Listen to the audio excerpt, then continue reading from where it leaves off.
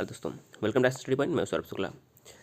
दोस्तों देखिए, लखनऊ विश्वविद्यालय में जो बीएड की प्रथम सेमेस्टर की परीक्षाएं हो रही हैं, कल आपका जो है शिक्षा के मनोवैज्ञानिक परिप्रेक्ष्य का जो है एग्जाम है 26 जुलाई को। इससे पहले हमने आपको यूनिट 1, 2, 3 पूरा कंप्लीट करवा दिया है और सिर्फ बचा हुआ है यूनिट 4। तो इस वीडियो में हम जो है यूनिट 4 के मोस्ट इंपॉर्टेंट जो है 70 जो है MCQ देखने वाले हैं। 100% चांस रहेगा कि इसी में से आपके सारे प्रश्न आ जाएंगे, तो वीडियो को जरूर अंत तक देखिएगा। और वीडियो अगर आपको हेल्पफुल लगता है तो वीडियो को जरूर शेयर करिए और सब्सक्राइब करिएगा। आइए शुरू करते हैं आज का वीडियो। देखिए, पहला प्रश्न क्या है। व्यक्तित्व यानी कि पर्सनैलिटी शब्द लैटिन भाषा के किस शब्द से बना हुआ है। तो जो पर्सनैलिटी शब्द है वह लैटिन भाषा के पर्सोना शब्द का हिंदी रूपांतरण है। क्या हो जाएगा, पर्सोना शब्द से बना हुआ है। और पर्सोना का मतलब क्या होता है, तो पर्सोना का मतलब होता है मुखौटा। दूसरा प्रश्न है, व्यक्तित्व का अर्थ क्या है। तो व्यक्तित्व का अर्थ है रूप एवं गुणों की समष्टि। ऑप्शन नंबर सी करेक्ट हो जाएगा। तीसरा प्रश्न है, पर्सोना शब्द का अर्थ क्या है। तो हमने अभी आपको बताया कि जो पर्सोना है इसका अर्थ हिंदी में जो है नकाब होता है। ऑप्शन नंबर हमारा ए करेक्ट हो जाएगा। व्यक्तित्व जन्मजात एवं अर्जित प्रवृत्तियों का योग है, यह कथन किसका है। तो व्यक्तित्व जन्मजात एवं अर्जित प्रवृत्तियों का योग है, यह कथन है वैलेंटाइन का। ऑप्शन नंबर हमारा यहाँ पर बी राइट हो जाएगा। पांचवा प्रश्न है, व्यक्तित्व को वर्गीकृत करने का सर्वप्रथम प्रयास किसने किया। देखिए, ये मोस्ट इंपॉर्टेंट प्रश्न है। तो व्यक्तित्व को वर्गीकृत करने का जो सर्वप्रथम प्रयास था वह किया था हिप्पोक्रेट्स ने।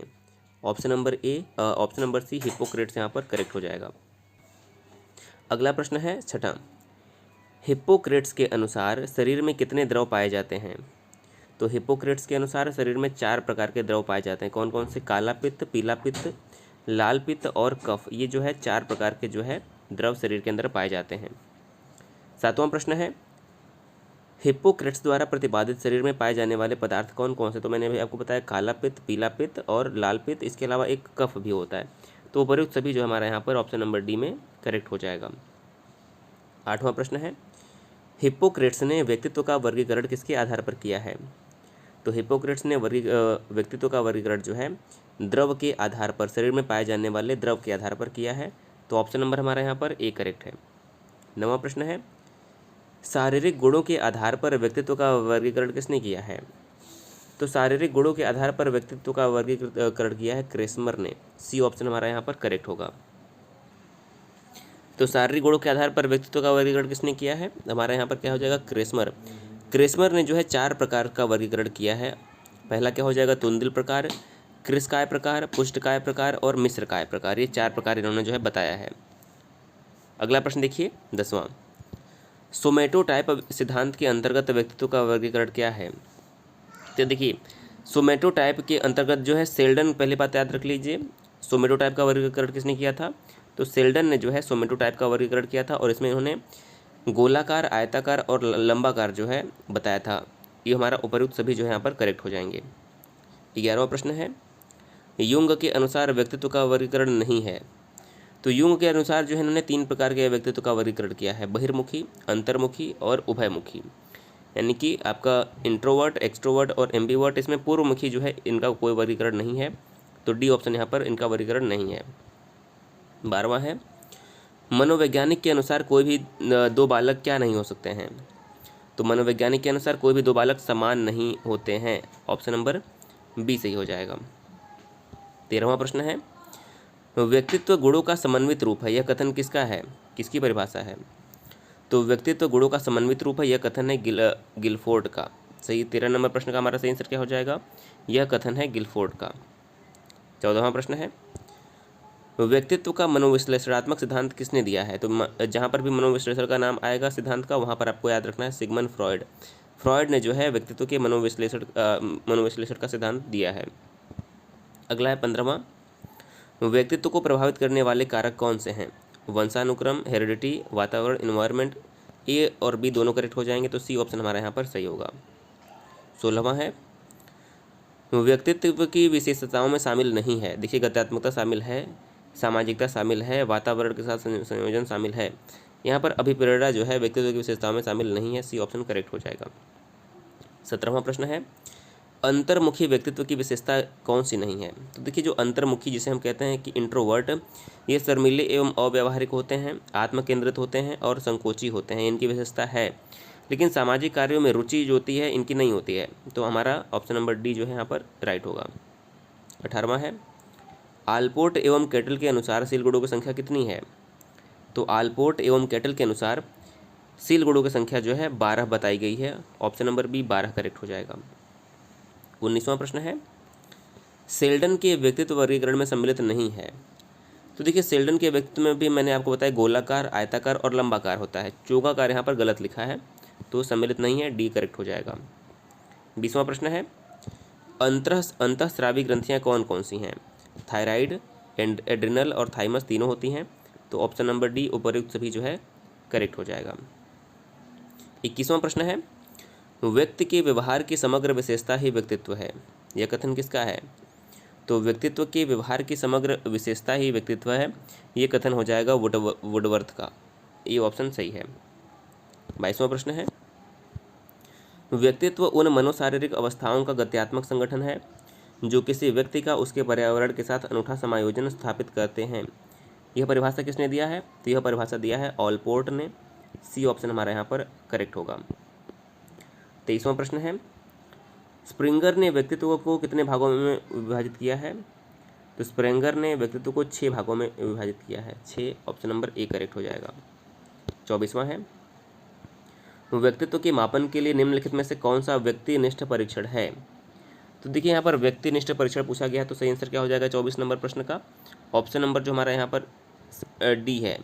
जो जीवन कथा विवरण है यह व्यक्तिनिष्ठ विधि है। क्या है? जीवन इतिहास विधि के लिए जीवन कथा विधि, यह आत्मनिष्ठ या फिर इसे व्यक्तिनिष्ठ विधि भी कहा जाता है। ऑप्शन नंबर डी करेक्ट हो जाएगा।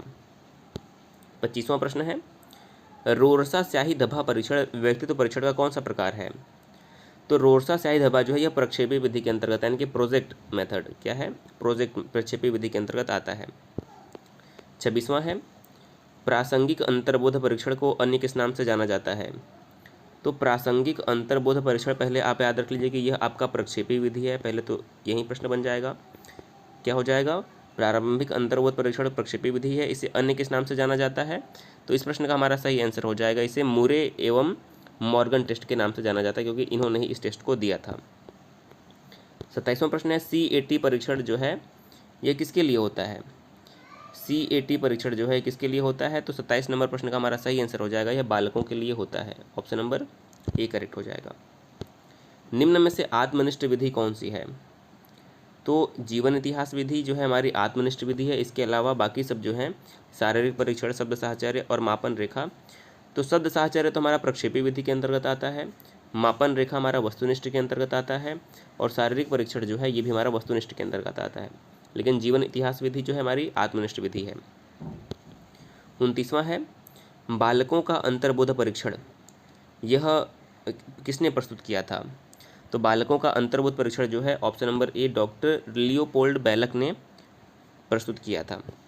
30वां है CAT व्यक्तित्व परीक्षण की कौन सी विधि है? तो ये हमारा जो है प्रक्षेपी विधि है। CAT जो है इसे हम क्या कहते हैं? बालकों का अंतर्बोध परीक्षण कहते हैं। ये हमारी प्रक्षेपी विधि के अंतर्गत आती है। अगला प्रश्न है 31 निम्नलिखित में से कौन सी तकनीकी प्रक्षेपण तकनीकी नहीं है? इसमें से कौन सी प्रक्षेपण की तकनीकी नहीं है? तो देखिए खेल तकनीकी, शब्द साहचर्य और चित्र साहचर्य ये सब जो हमारी है वो प्रक्षेपण तकनीकी। जो व्यक्तिगत अध्ययन है ये हमारी जो है व्यक्तिगत अध्ययन हमारी आत्मनिष्ठ के अंतर्गत आ जाएगी, तो हमारा सी करेक्ट हो जाएगा ये। 32वां है व्यक्तित्व परीक्षण की प्रक्षेपी विधि को पहचानिए। तो साक्षात्कार विधि, जीवन इतिहास विधि और व्यक्तित्व परिसूची जो है हमारा ये आत्मनिष्ठ विधियाँ हैं, लेकिन जो शब्द साहचर्य परीक्षण है ये हमारी प्रोजेक्ट विधि है। ऑप्शन नंबर डी करेक्ट हो जाएगा। 33वां है प्रासंगिक अंतर्बोध परीक्षण का निर्माण कब हुआ? तो प्रासंगिक जो अंतर्बोध है इसका निर्माण 1925 कब हुआ था? 1925 काकोरी कांड के साथ। कब हुआ था? काकोरी कांड के साथ ही जो है इसका परीक्षण हुआ था, मिला के याद रखिए। 34वां है प्रश्नावली व्यक्तित्व परीक्षण की कौन सी विधि है? प्रश्नावली व्यक्तित्व परीक्षण की कौन सी विधि? तो हमारी ये हो जाएगी आत्मनिष्ठ। देखिए हमारी जो आत्मनिष्ठ विधियाँ कौन कौन सी है? जीवन इतिहास विधि, साक्षात्कार विधि, प्रश्नावली विधि, आत्मकथा लेखन विधि और निरीक्षण विधि। ये हमारी जो 5 विधियाँ हैं ये प्रमुख हैं हमारी आत्मनिष्ठ विधियों में। 35वां है TAT व्यक्तित्व परीक्षण का पूरा नाम क्या है? TAT व्यक्तित्व परीक्षण का पूरा नाम क्या है? तो हमारा हो जाएगा thematic apperception test. Thematic apperception test. 36वां है CAT व्यक्तित्व परीक्षण किस आयु वर्ग के लिए है? तो चाइल्ड परसेप्शन टेस्ट इसे हम कहते हैं। चाइल्ड परसेप्शन टेस्ट जो है ये 3 से 10 वर्ष के बालकों के लिए प्रयोग किया जाता है। 37वां है TAT व्यक्तित्व परीक्षण में कार्ड की संख्या कितनी होती है? तो TAT में कार्ड की संख्या 31 होती है, 31। 38वां है रोरसा स्याही धब्बा परीक्षण किसने दिया था? तो जैसा कि नाम से ही स्पष्ट है, रोरसा नाम में इनकी लगा हुआ है, तो हरमन रोरसा ने जो है रोरसा स्याही धब्बा परीक्षण दिया था। सी ऑप्शन सही होगा।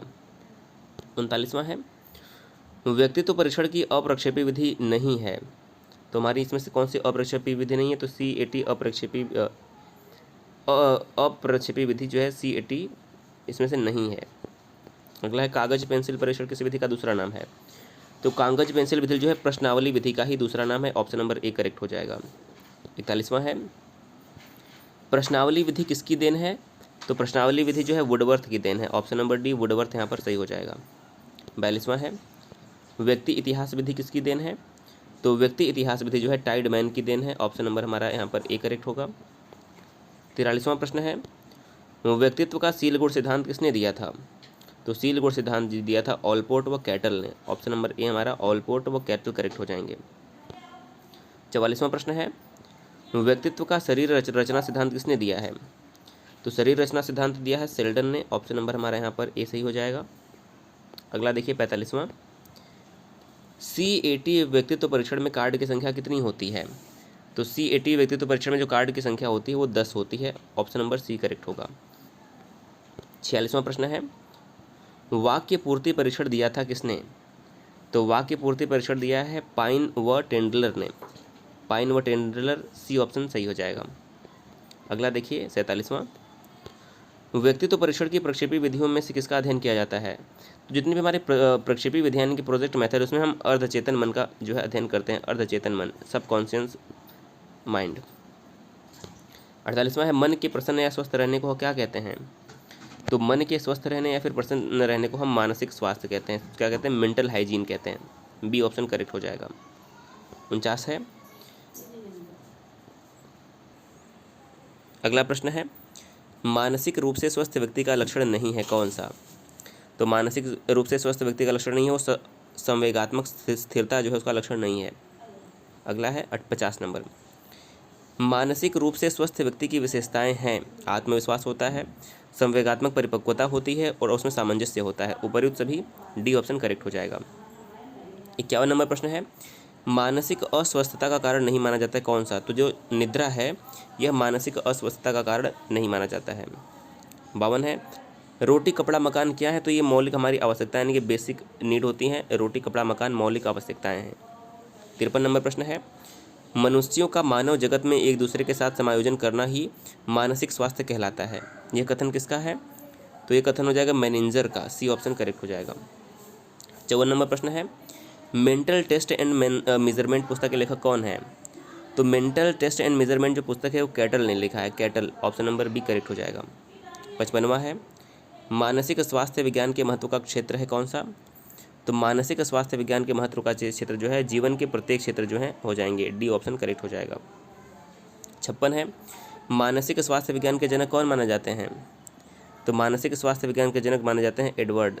डी करेक्ट हो जाएगा। और मानसिक अस्वस्थता से संबंधित है कौन? तो जो असंगत भय है यह मानसिक अस्वस्थता है।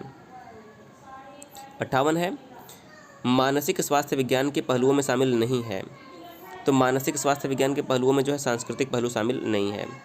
अगला है बालकों के मानसिक स्वास्थ्य को प्रभावित करने वाले कारक कौन से हैं? आनुवंशिक, सामाजिक और शारीरिक विसंगतियाँ। ये उपरोक्त सभी ऑप्शन नंबर डी करेक्ट हो जाएगा। अगला है 60 नंबर प्रश्न स्किनर ने समायोजन को किस प्रकार की प्रक्रिया माना है? तो स्किनर ने समायोजन को अधिगम की प्रक्रिया माना है। ऑप्शन नंबर हमारा यहाँ पर बी करेक्ट होगा। अगला 61 समायोजन अधिगम की प्रक्रिया यह किसने कहा है? तो समायोजन ही अधिगम की प्रक्रिया यह कथन है स्किनर का। ऑप्शन नंबर ए यहाँ पर हमारा करेक्ट हो जाएगा। अगला देखिए 62 आइजनेक ने किन्हीं दो अवस्थाओं में किसकी स्थिति को समायोजन कहा है? तो दो अवस्थाओं में सामंजस्य की स्थिति को ही जो है समायोजन कहा है। तो हमारा यहाँ पर ऑप्शन नंबर बी करेक्ट हो जाएगा। 63 नंबर प्रश्न देखिए 63 नंबर प्रश्न हमारा है कि व्यक्ति की अपनी संतुष्टि एवं आवश्यकताओं की पूर्ति से संबंधित समायोजन है क्या है? तो हमारा 63 नंबर का हमारा हो जाएगा कि व्यावसायिक हो जाएगा, समायोजन सी करेक्ट हो जाएगा। अगला है 64 नंबर प्रश्न, समाज, परिवेश एवं परिस्थितियों से समायोजन स्थापित करना क्या कहलाता है? तो समाज, परिवेश एवं परिस्थितियों से समायोजन जो है हमारा सामाजिक समायोजन कहलाता है, बी करेक्ट हो जाएगा।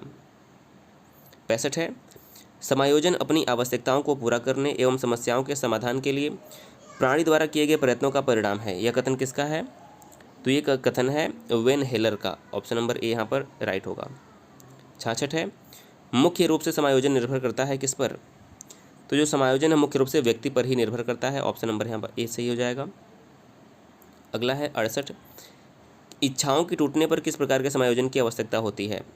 तो इच्छाओं के टूटने पर जो है शारीरिक समायोजन की आवश्यकता होती है। किसने कहा है? कुसमायोजन व्यक्ति और उसके वातावरण में असंतुलन का उल्लेख करता है। तो 68 नंबर का हमारा सही आंसर हो जाएगा। गेट्स एवं अन्य ने कहा है कि कुसमायोजन व्यक्ति और उसके वातावरण में असंतुलन का उल्लेख करता है। 69 नंबर है कि शिक्षक द्वारा कक्षा में डांट पड़ने पर छात्र यदि घर आकर अपने छोटे भाई पर नाराजगी प्रकट करता है तो यह किस प्रकार का हमारा उदाहरण है? तो ये जो है विस्थापन का उदाहरण है। ऑप्शन नंबर सी करेक्ट हो जाएगा। और आज का देखिए हमारा अंतिम, आइए कुछ प्रश्न और देख लेते हैं 75 तक। समायोजन किसकी एक प्रक्रिया है? तो सही आंसर क्या हो जाएगा? देखिए जो समायोजन है यह एक प्रकार की गतिशील प्रक्रिया है। ऑप्शन नंबर ए करेक्ट हो जाएगा। 71 नंबर प्रश्न है, प्रत्यक्ष समायोजन का एक तरीका है। तो प्रत्यक्ष समायोजन का कौन सा तरीका है? लक्ष्यों का प्रतिस्थापन, डी करेक्ट हो जाएगा। और अगला प्रश्न हमारा है, समायोजन से तात्पर्य स्वयं का विभिन्न परिस्थितियों में के अनुकूलन करना है ताकि संतुष्ट किया जा सके किसे? तो 72 नंबर प्रश्न का देखिए हमारा आंसर क्या हो जाएगा? तो 72 नंबर प्रश्न का हमारा सही आंसर हो जाएगा आवश्यकताओं को। ऑप्शन नंबर डी हमारे यहाँ पर 72 का करेक्ट हो जाएगा। 73 नंबर है, मनोवैज्ञानिक रूप से अनुकूलन सिखाने वाली प्रक्रिया का नाम क्या है? तो मनोवैज्ञानिक रूप से अनुकूलन सिखाने वाली जो प्रक्रिया है उसका नाम हमारा हो जाएगा समायोजन, एडजस्टमेंट। 74 नंबर प्रश्न है, व्यक्ति एक क्या है? व्यक्ति एक सामाजिक प्राणी है। ऑप्शन नंबर ए करेक्ट हो जाएगा। और आज का हमारा अंतिम प्रश्न है कि कौन सी तकनीक व्यक्ति के संवेगों को नियंत्रित करने में सहायक नहीं है? तो व्यक्ति के संवेगों को जो है नियंत्रित करने में सहायक नहीं है वो पृथक्करण है। ऑप्शन नंबर बी करेक्ट हो जाएगा। तो देखिए इस प्रकार से हमने यूनिट 1, 2, 3 मिलाकर कम से कम जो है यूनिट 1 से हमने 100 क्वेश्चन डिस्कस किए, यूनिट 2 से भी लगभग हमने 80 से 85 क्वेश्चन डिस्कस किए, यूनिट 3 से 65 और यूनिट 4 से भी लगभग 80 क्वेश्चन हमने डिस्कस यहाँ पर 75 क्वेश्चन डिस्कस कर लिए। देखिए आपके क्वेश्चन केवल एग्जाम में 80 आने हैं। देखिए इससे बाहर से क्वेश्चन आने की संभावना बहुत कम रहेगी। अगर आपने इतना कई बार पढ़ लिया, आप इसको जो है ऑडियो लगा के कान में लगा के सिर्फ सुन भी लेंगे तो भी जो है आपके माइंड में क्वेश्चन बैठ जाएगा और एग्जाम में जो है आप करके चले आएंगे। देखिए वीडियो को जरूर शेयर करिएगा ताकि अभी एक पेपर आपका 2 पेपर बचा है, वैल्यू पीस का और शिक्षा के तकनीकी परिप्रेक्ष्य, आपको उसके भी वीडियो प्रोवाइड कराए जाएंगे। तो इसके लिए आप वीडियो को जरूर शेयर करिए, चैनल को सब्सक्राइब भी कर दीजिए। कभी कभी वीडियो के नोटिफिकेशन नहीं भी आते हैं तो आप चैनल पर जाकर वीडियो को चेक कर लीजिए कि वीडियो आया है या नहीं आया है, आपको 100% जो है वीडियो मिलेगा। तो दोस्तों इस वीडियो में इतना रखते हैं। कल आप एग्जाम देकर आने के बाद अपनी प्रतिक्रिया जरूर दीजिएगा। वीडियो देखने के लिए बहुत बहुत धन्यवाद।